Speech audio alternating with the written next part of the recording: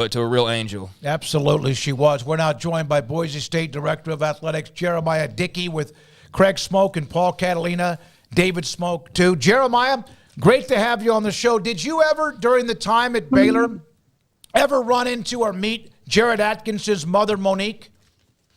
I did, and my heart and prayers go out to the family. I hated seeing that this morning, and so I just jumped on. I got to hear what you were saying, and praying for them, and I'm so sorry to hear that. Jeramiah, that's reality, but you also are running the college athletic department at Boise State. How much every day is about what might be the future in college athletics rather than even sometimes enjoying today? Yeah, that's all I think about, Smoak. And it's part of the job. I can't say that I'm enjoying it or many of my colleagues around the country are enjoying it.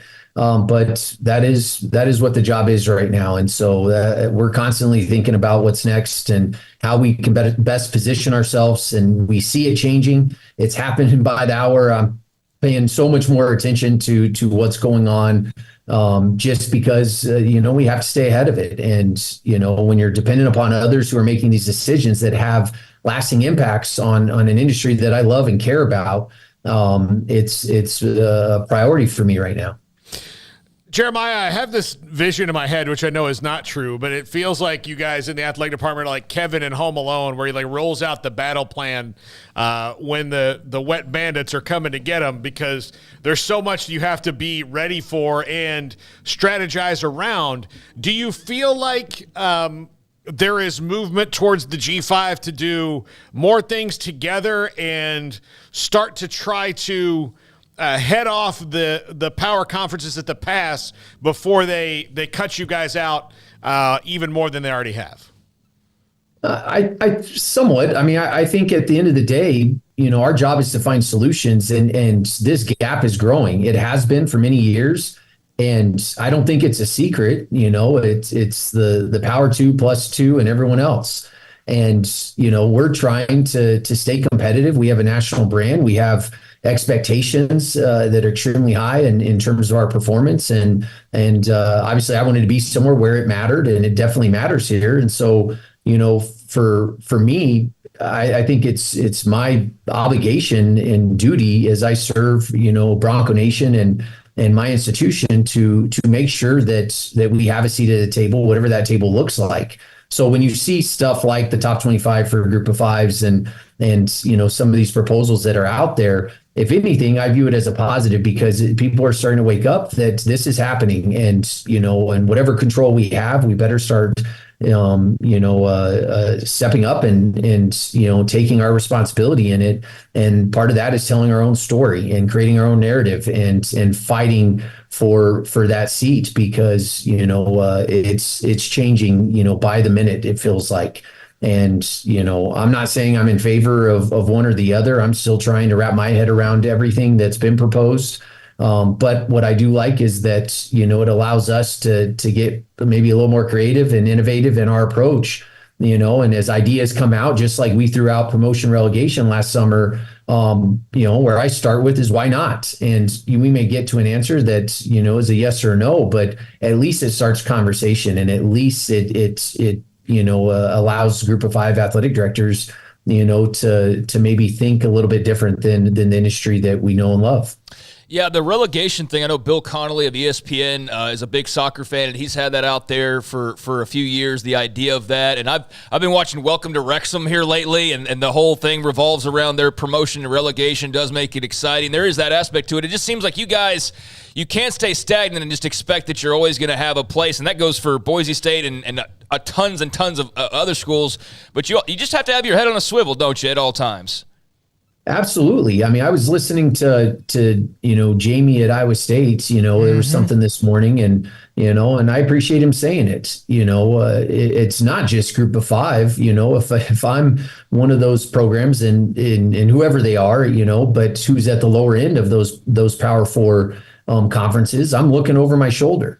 We see where it's going, and there has to be a solution. Who are the right people in the room to make those decisions? That's time will tell, but there has to be a solution to to create something that is beneficial to not just the universities, but also the fan bases. And there was something that separated college athletics from the professional realm. And obviously we know we're going down this road of whether it's collective bargaining, but student athletes, specifically in football and possibly other sports, are going to end up getting paid. And, we see that's here. So how do we best position ourselves, to protect what's still wholesome and good about our industry and our why, which is preparing these kids for life?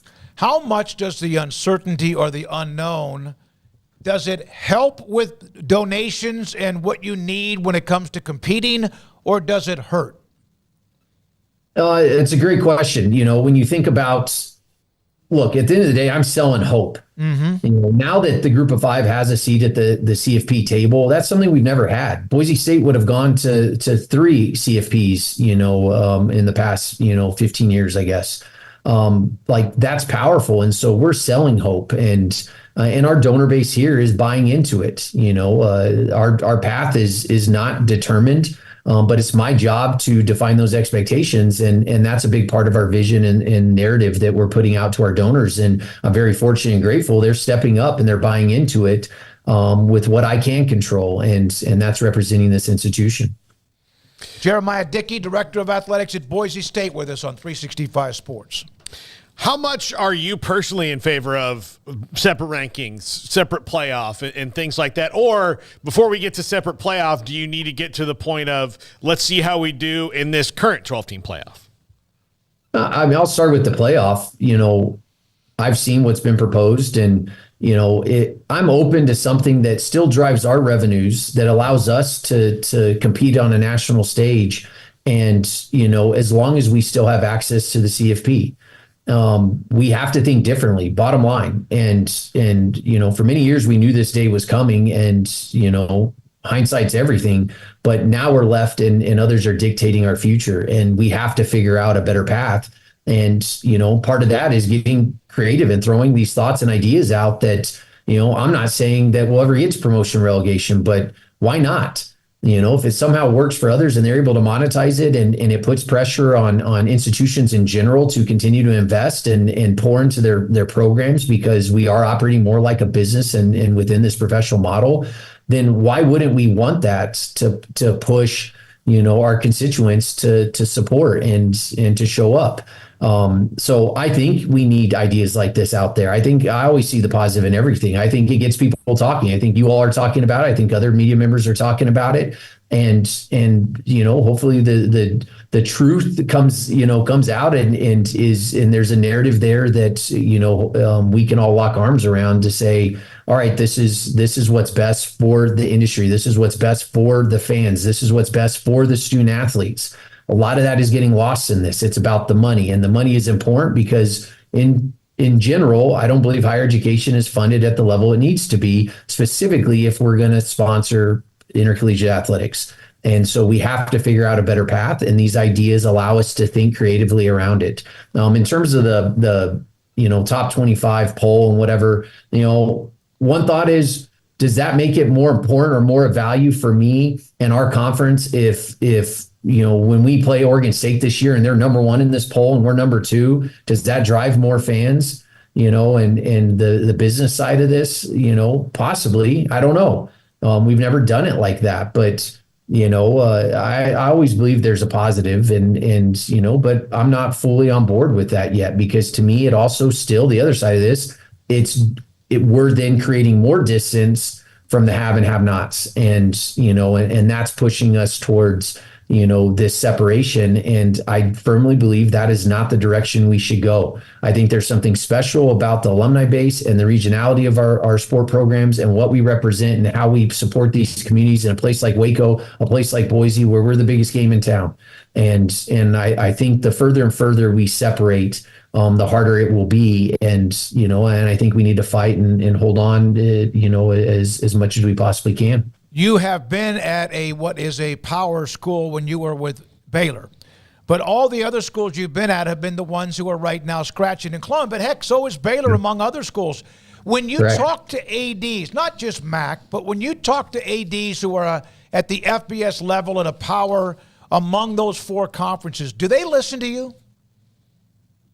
Well, they take my call. I don't know if they're listening, but I'm very grateful. I have a strong network of colleagues that I call friends, and I think a lot of ADs. It was really interesting in Arizona and for the Final Four, and then back to Arizona for Fiesta and conference meetings.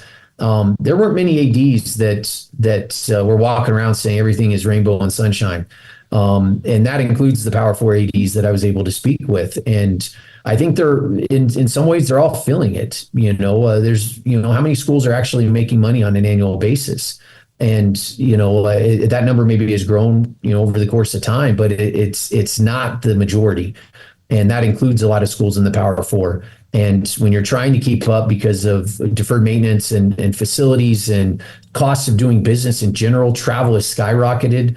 My expenses this year went up $2.2 million, and that's not an investment. That's just to keep the lights on, based on what we're navigating. And so there's a lot that athletic directors are managing nowadays. And that's, as my wife says, Smoak, I signed up for it. This is what I wanted.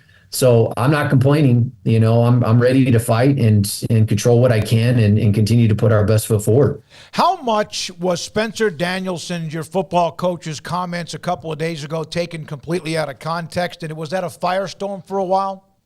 It was a firestorm, in a situation I had not ever had to navigate, at least as an athletic director. And so you learn a lot through that. Really grateful for On3 for taking it down and appreciate them understanding, where we were coming from. And, I think, that's the challenge. Things are sensationalized and taken out of context. And that's what social media is. There's a lot of positive social media. I love social media. You guys see that I'm pretty active on social media. I think it's a great opportunity to tell our story, but when the story's wrong, it caused problems. And for 48 hours, it was uncomfortable to say the least. But mistakes happen. No one's perfect. And I'm empathetic, but I think that's the challenge when everyone's trying to get, to be the first so they can get retweeted and tell that story.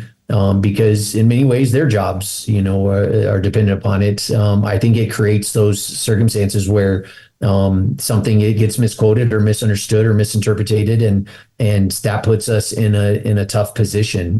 That's not what our coach was saying, and we are a blue collar brand, and we do not have money trees like many of the institutions out there, and they're with the portal and transfers, with the portal and transfer, is coming in and out, and we have to be so strategic, I should say, and fiscally responsible in terms of the funding that our collective and has. But the name, image, and likeness space, we've separated it. There's the collective and there's name, image, and likeness here, and everyone has an opportunity for name, image, and likeness, and everyone has the ability to promote their brand, and we are going to provide those opportunities, and we educate them on it, and we try to professionally develop them through it, and that's who we are. And so I think a lot was taken out of context, but I'm glad the record has been set straight, and I know Spencer's been on some some various radio calls, and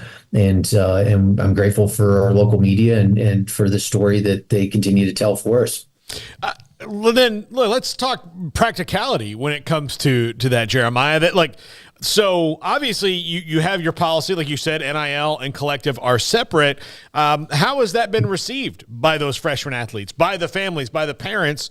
Obviously, it's not something you guys would hammer down and stick with if you didn't have a pretty, I guess, positive rollout to that.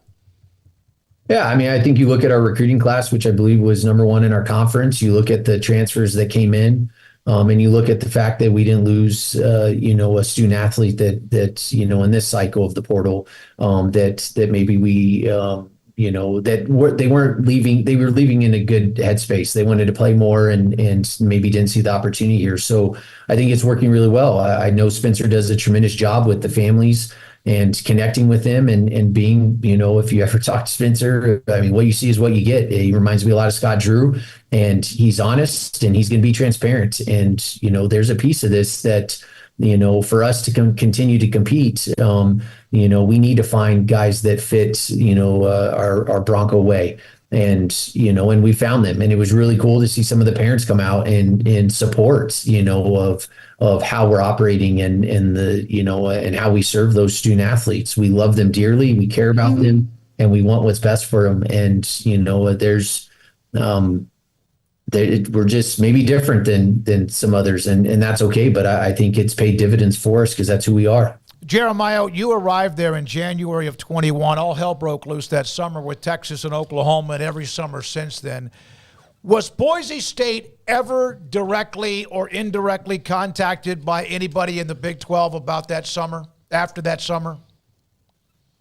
Not necessarily directly. I mean, obviously my job is to make the calls and Sure. try to position ourselves. And so there were definitely conversations with many of, my counterparts within the conference and then also the conference office. But I would never, there was never an offer or we never got to that place of the conversation. So much was happening and everyone was still trying to figure out what was going on. And so much has happened since then. So I really appreciate, Brett and, their commissioner and people like Mac, who, took my calls and they heard, our story and ultimately we're a proud partner and member of the Mountain West. And we believe we're exactly where we're supposed to be at this point in time. And we're going to continue to pour in and invest and try to do that much more because we're never a finished product.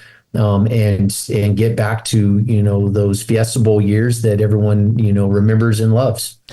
Jeremiah, I don't ask this for clickbait. I think you know that we don't really operate that way, trying to just get the salacious headlines. And we heard your coach loud and clear the first time he talked, I mean, honestly. But when it comes to realignment, you know what a hot topic that is.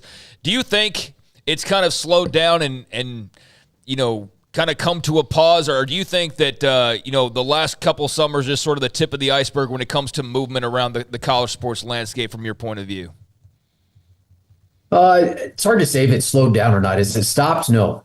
Right. Obviously, everyone's following whatever's going on in the South and Southeast in terms of the ACC and some of these lawsuits, and I can't speak to them. I don't have all the details and know the inner workings of those that conference and the why and everything else, but I don't believe that it stopped. I think you're continuing to see, we saw, on a much smaller level, but we saw two programs go to the West Coast Conference today in basketball. It's going to continue. And I also think that you could potentially see things pivot back to maybe what makes more sense. And, the student athlete experience is still a priority. And, traveling across the country in these national conferences that have formed, now I'm really grateful for what the Mountain West is for us. We are regionally based and probably the only conference that actually makes sense in terms of how we're set up outside of the SEC. And I'm grateful for that because it provides our donors, it provides our students, it provides our families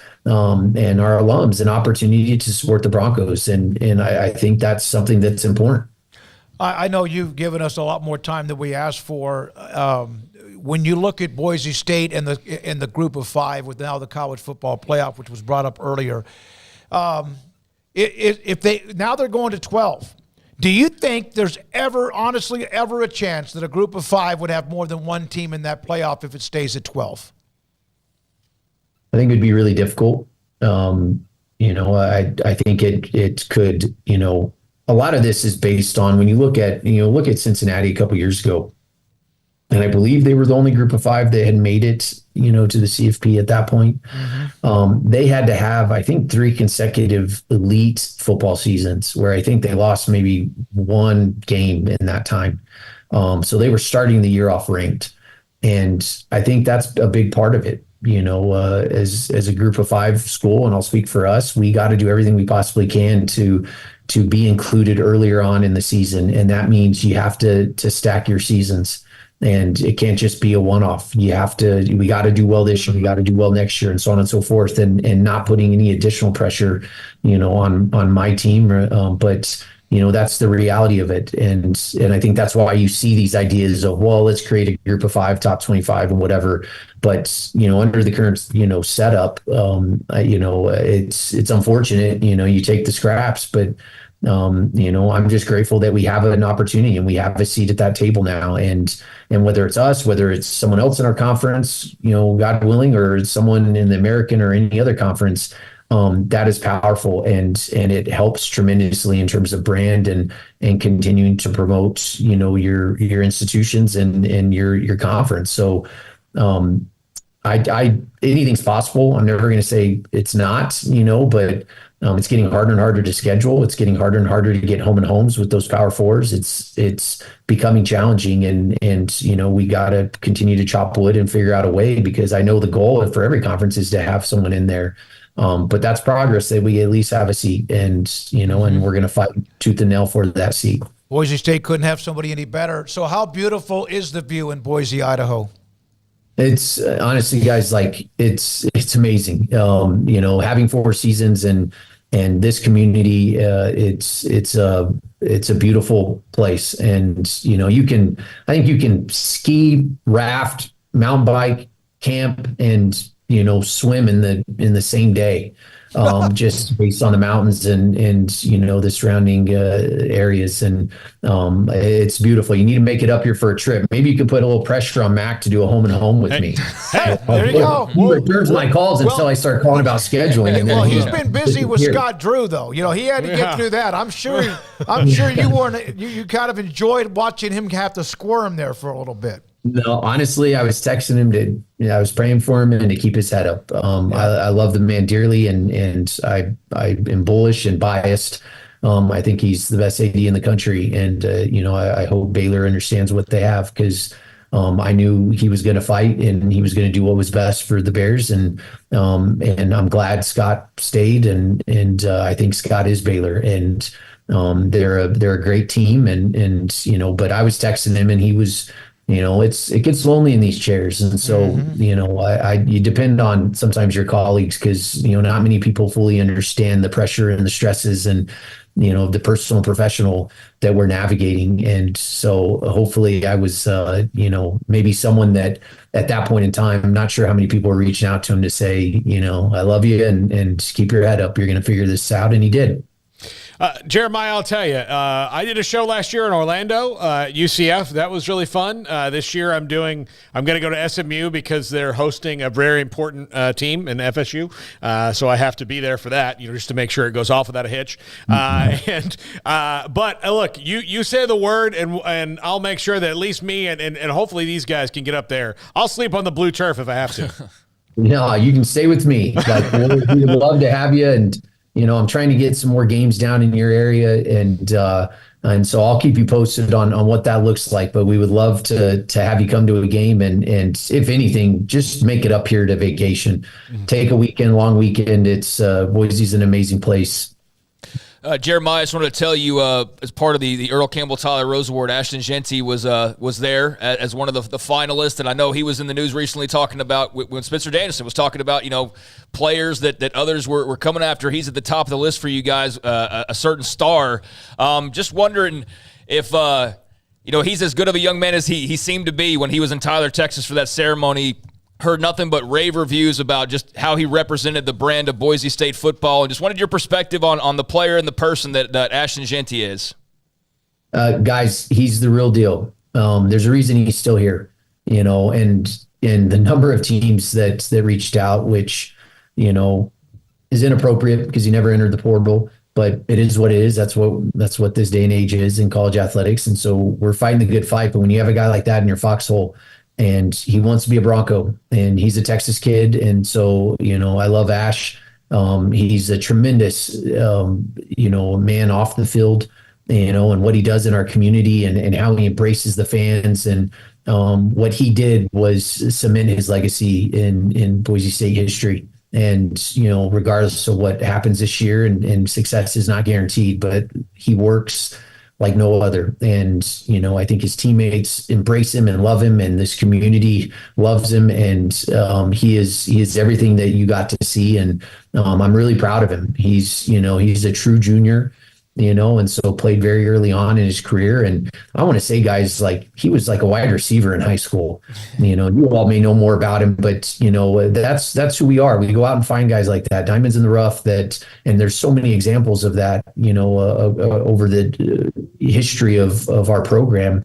But he was one of those guys, and he's grown into just an unbelievable person on and off the field of play. And I'm proud of him, and I'm looking forward to seeing him play this year. Jeramiah, thank you so much for your time, and a lot of it too on many topics. Good luck moving forward, and also taking on everything that's right in front of you. We miss seeing you, but glad to have you on the show. Have a great weekend. Thank you. Miss you guys. Thanks for having me on. Jeramiah Dickey. That's a full throttle on basically every level of a G5 director of athletic or someone who's involved and is very much involved in college athletics in other ways too. Really appreciate a lot of what he said. Anything out of that? I know we have Grayson next, but yeah, I wish Metal was in the chat. I'm sorry. I wish I would have rephrased my question a little bit about the future realignment, because he's right. Like, I didn't mean to act like lower, quote unquote, lower level moves like what we saw with the today in the headlines, like not discounting that, but just kind of that general feel. But yeah, I think everybody's just sort of hinging on the ACC basically, and whatever happens out there will